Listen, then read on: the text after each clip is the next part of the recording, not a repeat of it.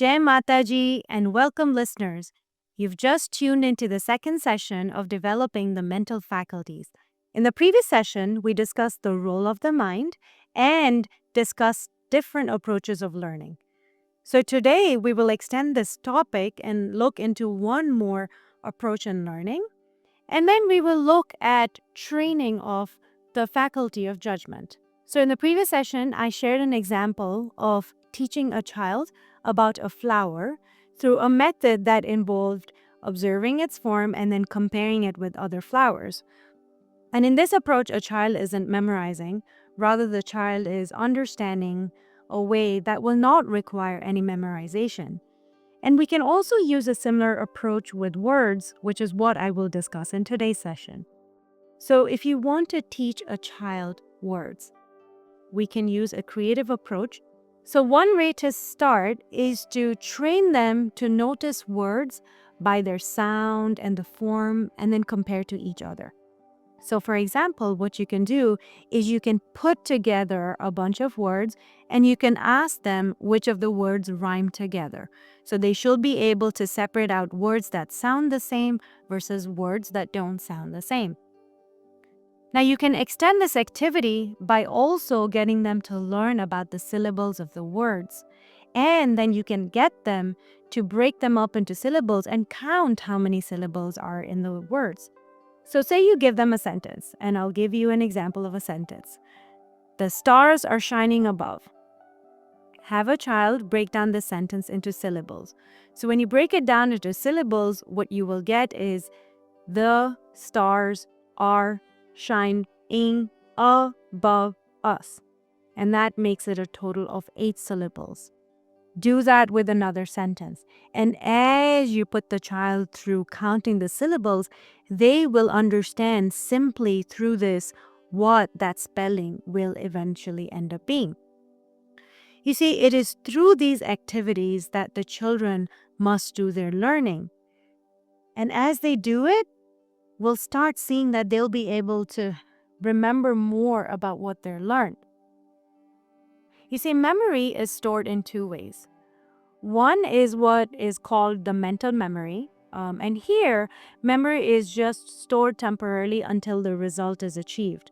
So this is what we see used in most colleges, universities, and schools, where children or the students have to go through an exam process. And right before the exam, the students are learning and they're memorizing everything that they can. Once the exam is done and they've passed it, they don't remember much because that storage of the detail is gone. So in mental memory, the details are only held until the result is reached. Now, the other place where memory can be held longer is if it is connected with our consciousness or our awareness at the time of the activity. And if memory gets retained over here, which is connected with our consciousness, we can pull out this memory years later just by concentrating on that specific aspect. So today, I want you to think about a book that you have read and a book that you remember. It's something that is very close to your heart.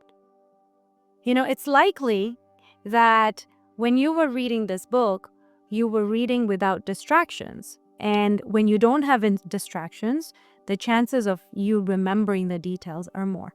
And that is what we would all agree with. Now, it is also likely that when you read it, you were thinking about the book or you created some images around the book.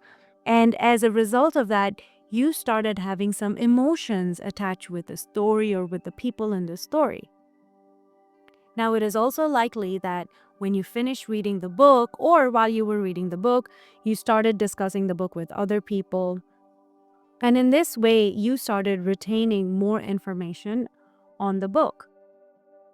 So with that, we see that you can remember more things just because you have more things associated or more activities associated with that simple activity. And so if we want children to retain things longer, one thing that we need to teach them is to widen their consciousness while they're doing their learning, exactly the same way as you did with the book. So the children must be taught how to pay attention, they must be taught how to observe things, and then eventually they also must be taught how to make a judgment. Because making a judgment about something that was good and bad is something in how they will store it in their memory. So if we want that a child has a judgment about something, we need to remember that judgment is something that children need to be trained on.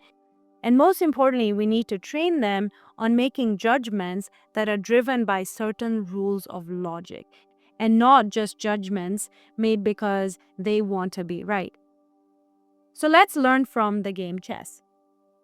If you're a new chess player, chances are, as you start out, you're going to make many mistakes and then the game is going to end soon.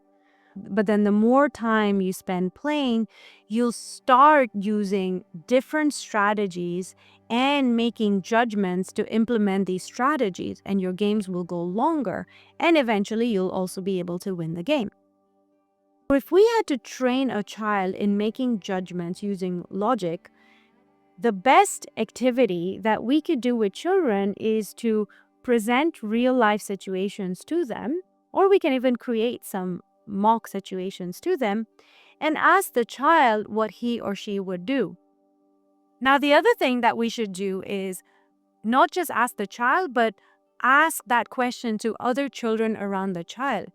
In this way, the child would learn what his or her judgment is.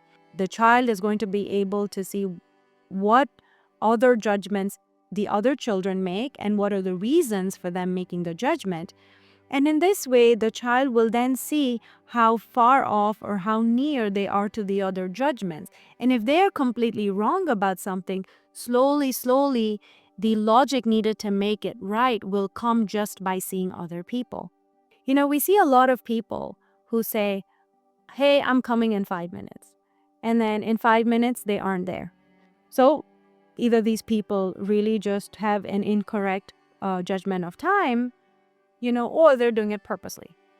But if they have an incorrect judgment of time, there are activities around this that could help improve their judgment, right? And oftentimes when a child does a judgment around something, please make sure as parents you're encouraging that judgment. And if a child is making a judgment that is wrong, that's okay. Just ask them to investigate it themselves, where they went wrong, and what are the other areas they could keep in mind for next time. And with that, I will wrap up today's session. Thank you for listening till the end. Until next time, continue working on yourself towards the end goal that we're all working towards. And see you in the next session. Jai Mataji.